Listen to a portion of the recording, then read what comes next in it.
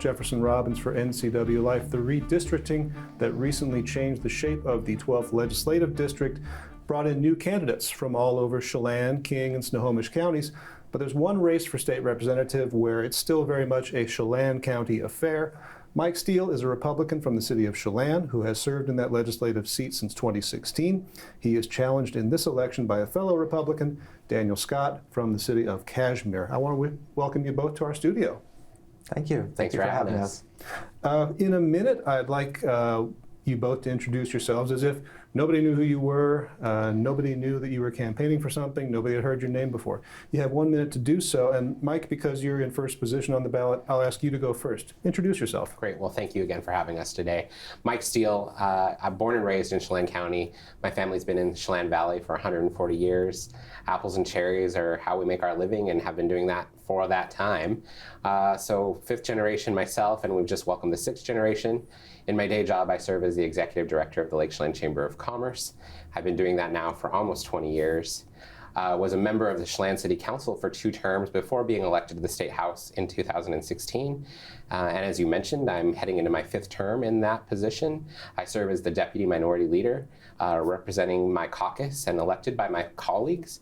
I also serve as the Assistant Ranking Member of the Capital Budget and continue to serve on the House Education Committee, and will continue to be on the Executive Rules Committee, the committee that oversees administration for the House, and the Ethics Board. So very busy schedule, and I've been honored to serve in that capacity for years. Thank you, Mike. And Daniel, if you would, please introduce yourself. Yes, my name's Daniel Scott. I'm 50 years old. I've pretty well grown up and lived in Chelan County most of my life. I was born in Everett when my dad worked for Boeing back at that time, and moved as a young child into the Wenatchee Valley. I graduated from Cashmere High School, Wenatchee Valley College, and I earned a Bachelor of Science degree in electrical engineering from Washington State University. I currently work for Chelan PUD in the Transmission Distribution Engineering Department. That's my day job, keeps me busy all the time. And I've been married for 27 years. We have almost 27 years. We have 2 children, 2 adult children. They're both in college right now. I'm a former Cashmere City Council member, active in many things around the community. So I'm pretty well known just from the time I've spent here and growing up here. Thank you both. I appreciate it. I want to stick with you, Daniel, for the next question, and this one you have 2 minutes to answer. What do you think is the most important issue facing the 12th District right now? Well, I think there's more than just one issue that's important to the 12th District. I think that we see education as being important. There's lots of schools, lots of children. We want the future. Our kids are our future. We want a good future for our kids. We need to, as a state legislature, continue focusing on education, especially when it's a huge percentage of the state budget, approximately 44% in the latest biennium. And public safety. Public safety is probably even bigger to the 12th District than education right now, when we're seeing homeless camps, drug abuse, drug use right out in the open. People don't feel safe. And we need to continue working on public safety. And public safety is not just police, it's not just jails, it's that mental health, and it's the drug addiction, and it's also roads.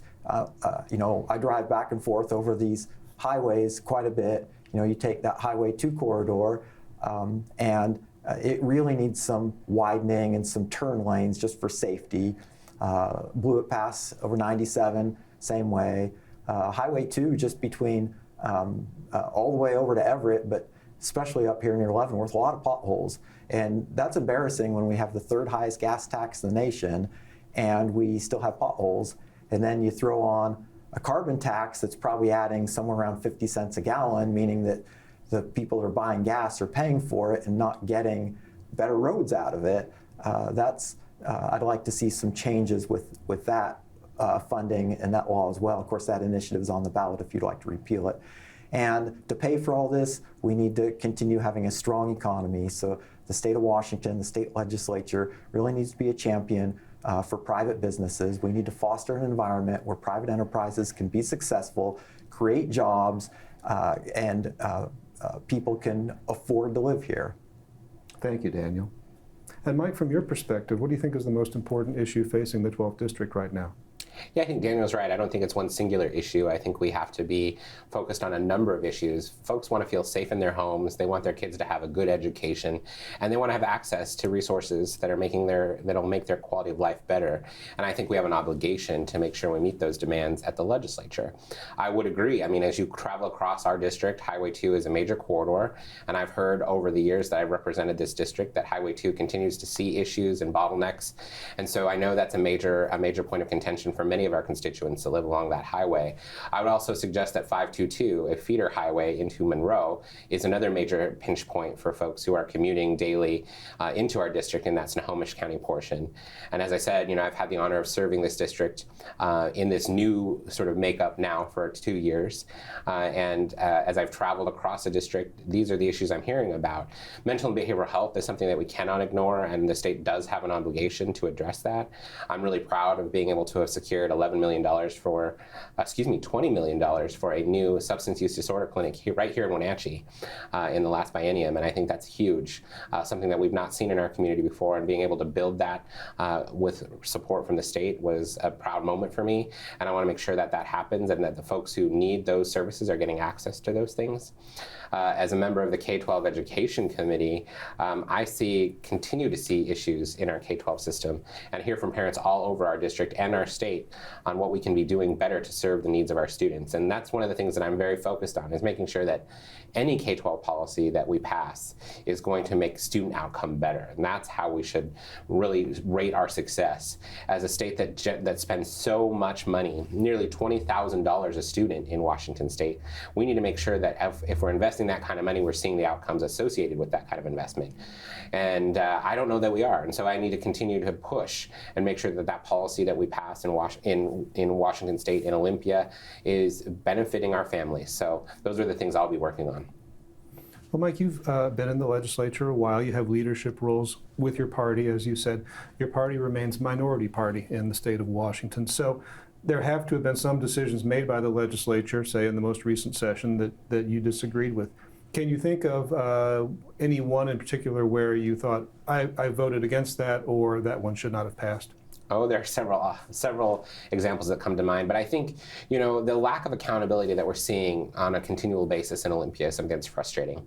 Whether that's accountability in crime, holding criminals accountable, and we're seeing that diminished in Olympia, whether that is figuring out a good formula for K-12 spending in incredible ways that isn't generating good student outcome. I don't think it's just a matter of spend to solve a problem. We have to be good at public policy to solve the problem. And I think the same is true in homelessness and housing. In just my short time in Olympia, we've spent nearly $1 billion trying to address homelessness and housing, and we're not moving the needle. We're seeing more people on a regular basis experiencing homelessness, and we're not doing the things that folks need to see us do in order for them to get off the streets and be, community members again. And I think part of that is our policy. We need to have, not only do we need to have shelter, but we need to have wraparound services that address addiction, mental and behavioral health issues. And if we're not doing those things simultaneously, we're not going to see good results. And I think that's a frustration that I have in Olympia. And one of the things that I pride myself on is being a pragmatic lawmaker. And I very rarely give into partisan politics, because I think we have an obligation to do our job and do our job well, because the folks elect us to be professionals and go over there and negotiate on their behalf. And that's what truly politics is about. It's about the art of negotiation. And so building those relationships across the aisle and having the respect across the aisle is one of the reasons I'm seen as a leader in Olympia, is because I do have those relationships. And it's not always about minority majority. It's about creating relationships that matter. And when it comes time to solve problems in my district, people look to me to solve those problems in the legislature, and that's something I'm very, very proud of. And again, it's about working together to meet the needs of the people, and I think we do that most often in Olympia, but there are definitely things that we could improve on, and definitely solutions that I think my caucus has opportunities for, and we need to be given that chance to do that. And Daniel, from your perspective, if you've been watching the legislature in the past couple of years, think of a particular issue that they took a vote on and you said, man, if I'd been there, I would have done it differently. Well, the state legislature the last few years has been very good at tying the hands of citizens and tying the hands of businesses instead of providing choices and helping those people. And you can look at it in terms of like the carbon tax that's up to vote right now. They're admirable goals, but there's a big sledgehammer that they're taking to try to beat people. And that one in particular is probably adding about 50 cents a gallon to the price of gasoline, which is disproportionately hurting the low-income people. You know, what happened to the Democrats being the champions for low income, that's certainly gone away in the last decade or so nationwide. And you know, that's something that we need to work on. So there's quite a few things. Police reform and prosecuting of drug crimes.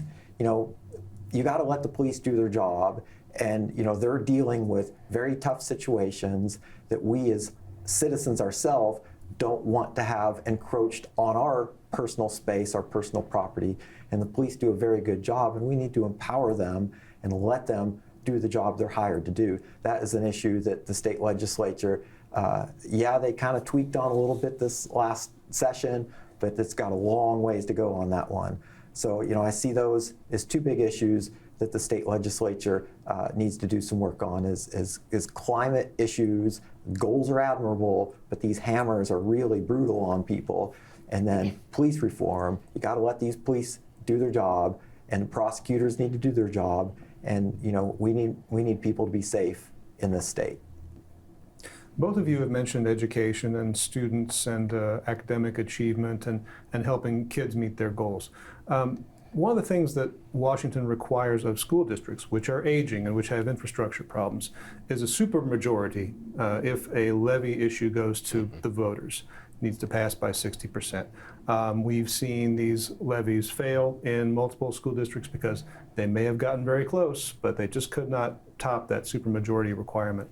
Daniel, do you think that the supermajority requirement for that kind of levy funding needs to stay in place, or should it be revised? Should it just be a majority rule vote? Well, I think it was put in place for good reasons, but you have to understand that if you change the rules, you change the bar from 60% to 50%, and then they fail at 49%, who's to come along and say, well, let's lower it to 40%? You know, that's ridiculous to change the bar. The rules have been set. You need to play the rules. And these school districts are very good about being strategic on which ballots they put theirs on, and going out and asking ahead of time, talking to their constituents in the districts, and working these up ahead of time, so that, you know, it shouldn't be a surprise to the schools. But I don't know enough right now to say we should lower that threshold. I say the threshold, the 60% majority, supermajority, should stay there for now. Now, should it be different for a levy versus a bond? Maybe we could find some splitting there, but you know, that 60% threshold has been set for good reasons. And Mike, Eastmont School District was in your district until just under a year ago, and they had tried twice in this past year and a half or so to get a very much needed levy through, and failed just by a hair's breadth each time. Should the supermajority requirements stay in place? It's a great question, and I understand the frustrations that school districts are facing because they come to the legislature and this is a hot topic. It's been up for debate over 3 or 4 times since I've been in the legislature, and as someone who served as the ranking member of the capital budget and am still a capital budget writer, I hear about this issue very, very regularly. One of the things that we are looking at very critically is how we do school construction, because we do recognize there are inequities across Washington, and we do understand there are frustrations to that high bar. But I want to reiterate that the legislature also holds themselves to that same level threshold. We are not able to pass bonds without a supermajority in the legislature. So that's constitutional. We believe that if we were to change that, we'd have to change the Constitution, both for those local bonds and for the state. And so that would take a huge lift. And I think what we really need to focus on is making sure that the kids who are in our systems have facilities and infrastructure that are meeting the needs. And I think the state does have an obligation to support that, and that's why we do have school construction assistance programs, or SCAP, and that's why we work regularly with the OSPI, Office of Superintendent of Public Instruction, to ensure that we are looking at those facilities across our state and addressing those issues. But when you're a school district like Eastmont and you come very, very close, I understand that frustration. And trust me, it's not for lack of commitment by the state to know those needs and understand those needs, but I think we have to be very careful and mindful of recognizing that those are tax dollars that citizens must reach that higher threshold for, because it's usually a significant dollar amount. These are not small amounts of money we're talking about, and it does have impact for up to 30 years in communities. And again, the legislature holds ourselves to the same account. And so we are looking at every which way from Sunday to address facility issues, and again, addressing that SCAP component, but also recognizing that when we pass bonds, it's a 30-year commitment and it requires a supermajority. Well, Mike, there was a bill that became law. It passed as engrossed substitute House Bill 2118. This one established additional requirements for firearms dealers, including background checks for employees, bars and grates for security, locked storage vaults after hours, surveillance systems, other measures like that. At least one business here in Wenatchee has said it has to now stop selling firearms pretty soon because these restrictions have amounted to too much expense. I don't know for sure. I think you were on the other side of that bill when it passed. Does this need to be revisited, and can it be revisited in a future legislature? Well, I'll start by saying it's probably very unlikely in the majority makeup that we have in the legislature it will be revisited. What I will say is what I've always maintained, and I've had this conversation with folks who reside on all sides of the political spectrum. You know, it's not guns that kill people, it's people that kill people. And we have to figure out ways to make people more responsible with firearm ownership, but we can't restrict their Second Amendment right. And we need to understand that criminals will always figure out a way to get access to the tools to hurt or harm. And it's the law-abiding citizens that are not doing those things. And so punishing law-abiding citizens when you have criminals who are ignoring the law and going to find a way to harm people no matter what is not a solution. And so making it harder to do business in Washington State, making it harder for responsible gun owners to have access to guns in Washington State is not the right approach. No one wants to see anyone harmed or hurt. But the reality is it's the tool. It's not the tool that's doing the damage, it's the person behind that tool that's doing the damage. And again, we're not in a place where we're able to keep that criminal honest and say you can only buy in certain ways and you can only buy if you've passed this background check. They're not adhering to any of those things, no matter what laws we pass in Olympia, no matter what laws we pass in the US Congress. Those folks are still going to figure out a way to commit harm if that's their intent. And so I think we have to be real with ourselves and make sure we're honest in that conversation. And that's a hard conversation to have because you want to figure out a way to solve these problems and you want to pin it on something. But the reality is human beings are who they are. And you know, if we had ways to make it harder on the criminal, we should be looking at that. But we should not be penalizing the law-abiding citizen in our state. Daniel, to restate the question, there's a law going into effect very soon that restricts, places new security requirements on firearms dealers in the state of Washington. Does that need to be revisited? Well, what problem was the state legislature trying to fix when they enacted this law? There really wasn't a problem there with these gun dealers. The gun dealers are well regulated. They're very good at what they do. The state legislature is simply trying to make it more difficult for honest citizens to buy firearms, make it more expensive to buy them, more expensive for the stores to operate them. And so it's really just coming down to, they're just trying to tighten the noose on eliminating guns within the state. And they've been making these slow little steps, well, even some big steps here in recent years to try to make it more difficult for private citizens to buy firearms and to buy the firearms they want that are legal on a national level. So, you know, they're really not trying to fix a problem, they're just trying to make it difficult. And I understand that if you're in the city, the only thing you see a gun for is used to kill people. But out here in the rural areas, guns are tools. They're tools. You know, out at my house, we see a lot of wildlife come through my yard on a regular basis, from rattlesnakes, coyotes. My wife even saw a wolf in the yard a year or two ago. We see it all, and for us, it's a tool. But when you're in the city, it's not a tool. So, you know, those city people that are over there passing these laws, they don't see things the way we do. So, you know, the state has been slowly restricting gun rights on private citizens, but to Mike's point, the criminals don't care. Is what we really need to do is enforce the laws that are on the books and really punish the criminals that are out there using guns to commit crimes and do horrendous crimes. Well, Daniel, the 12th is a pretty diverse district. It's a large district. It's a different shaped district. We used to be right in the middle of it. Now we're on the eastern edge of it. The two of you live at the eastern edge of the district, and do you think you can fairly represent the constituents of the 12th district, all those constituents, despite the geographic boundaries and the sizes and distinctions between communities? Well, like I said earlier, I was born in Everett, and my family lived there for quite a number of years before moving to Chelan County. We've got some deep ties, especially in that Monroe area, some very good friends. And I'm over on that side of the state quite a bit. At least this summer, I've spent a lot of time back and forth crossing those mountain passes. I couldn't tell you how many times I've driven Blue at Snoqualmie or Stevens Pass this summer, and I'm sure Mike has too. I think that you have to represent everybody, and it's gotten easier with technologies today. People can call your cell phone no matter where you're at. People can send you emails. You have email and phone, they have email and phone.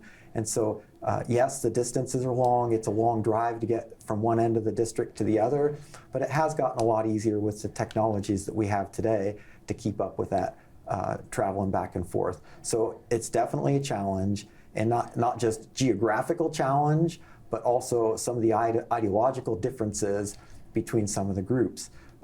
Eastern Snohomish and Eastern King County tend to be more conservative than the I-5 western side of their counties. So even though, yes, they're on the other side of the mountains, a lot of those people in the new district are just like us. They're rural, they're out doing rural people things, farming and stuff. They're just on the other side of the mountains.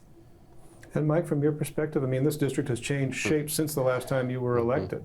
So is there a challenge to fairly represent all the constituents?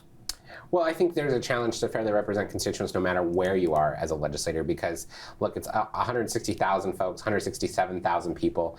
To try and be before all of those folks is a challenge. But I think if you're doing the job well, you're staying engaged, you're getting out there, you're meeting with folks, you're meeting folks where they are, you're getting familiar with the district, and certainly as someone who has represented this district now in this current shape, with a slight change in the last several weeks to adding Snoqualmie Ridge, I've been very, very good about meeting folks where they are and being present in the other parts of this district.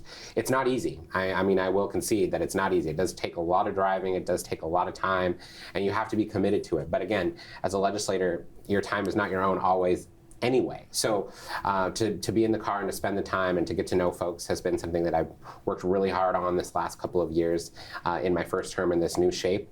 And I look forward to serving another term in this new district.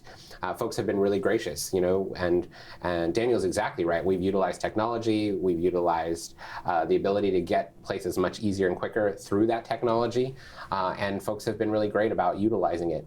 But I would say, again, I've also pride myself on being present. And look, when I represented the former district, it was already the largest district in the state, over 9,000 square miles. It was not small to begin with. So legislators from the 12th legislative district are used to being in our car, and we're used to getting to those folks wherever they are and meeting with them. And this new district is certainly as scenic and as beautiful as our former district. So even though I'm in the car, I'm getting to see a lot of beauty in Washington State. And I really appreciate Daniel's point around the folks that we represent in those parts of King County and Snohomish County. They really are in those rural communities. They are experiencing very similar things to what we experience here in Chelan County. And so knowing those issues, being familiar with those issues, have made that much, much easier. Well, you bring up also the fact that the district has changed shape not once but twice since it was supposedly redistricted. The illegal redistricting process happened in 2021. It was thrown out. Federal court gave us the shape that we have now. We used to have East Wenatchee within our 12th district. We don't anymore. Do you agree with the federal court decision that created the shape of the district as it is now? I do not, because the original premise of the lawsuit was trying to take a majority district and giving more voice to that those minority folks really in the Yakima Valley. And what happened with that federal decision is we actually decreased the number of minority voters that were going to be represented in that district. So we went from about 52% to 50.2%, so reduced it by almost 2%. That's not meeting the original intent. Nearly 13 legislators, all Republican, by the way, were redistricted in that recent decision by the federal judge. Not one Democrat was redistricted. We pride ourselves in Washington State on having a fair process as it relates to drawing these district boundaries. boundaries. And that's why we have the redistricting commission. That's why we have a legislature that can take up the recommendations from that commission. And unfortunately, the majority party has refused to address some what I think are very significant issues around this redistricting. The fact that Chelan and Douglas counties were separated continues to be a frustration for legislators that have served in any length of time in our district. The fact now that you have 3 precincts in Chelan County that are not even in the 12th legislative district, but are instead in the 7th, makes it confusing for folks. All of the Voters' Rights Act's policies and points require a contingency, a continuous line of connection in the district. And certainly we're not seeing that with this federal decision. We know that this federal decision will be appealed all the way to the U.S. Supreme Court. It's already on the docket. When they will hear it is kind of up for debate. And once they do, who knows what will happen to districts like ours? We could have people that are representing us not even living in our district. And so that could be a huge point of frustration and contention as we move forward. So I do not agree that one person should be able to define district boundaries based on a lawsuit that came from out of our own state in California and drive these district decisions, drive these boundaries with very little knowledge of our state to begin with. Daniel, your thoughts on the federal decision that made this district look like it does? Yeah, well, redistricting is inevitable. It's going to happen as the population changes. But how it happened this time was blatantly unfair to Washington State, especially these Republican districts, where it just the perception was, like Mike said, all these Republicans, 8 of them got written right out of their district, with Brad Hawkins, our senator, being one of them. His district was redrawn without him in it.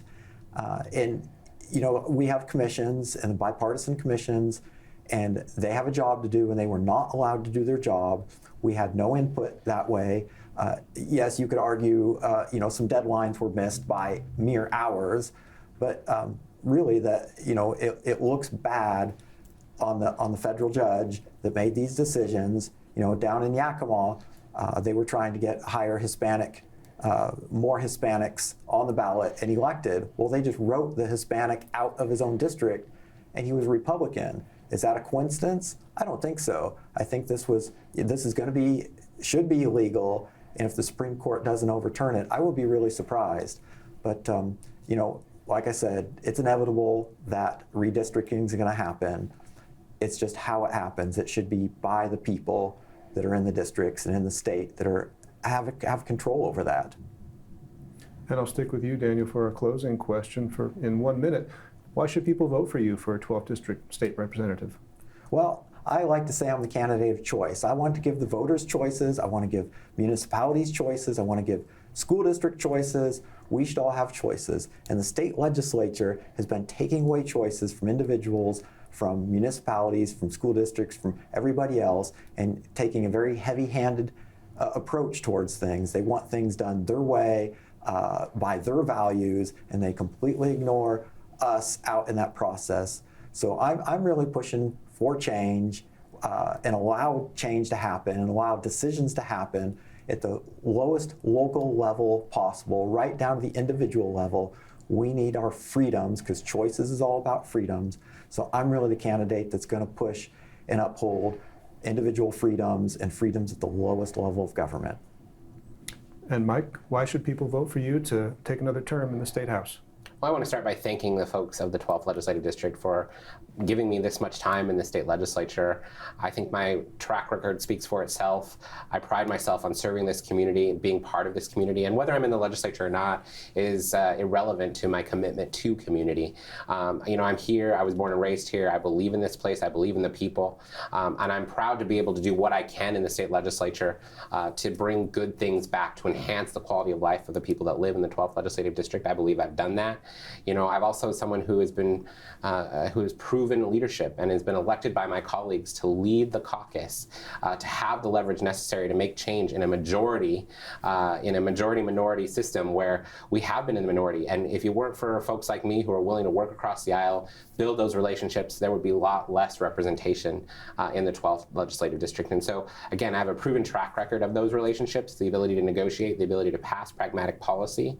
And now more than ever, you need someone who is willing to go and do the work, not just talk about partisan politics, but actually get in, do the pragmatic work that needs to be done in order to ensure good things happen for the people that we represent. And I've been proud to do that. Well, Mike Steele, the incumbent Republican, and Daniel Scott, the Republican challenger for 12th District State Representative. I want to thank you both for being here today. Thank you very much. You're watching the NCW Life channel.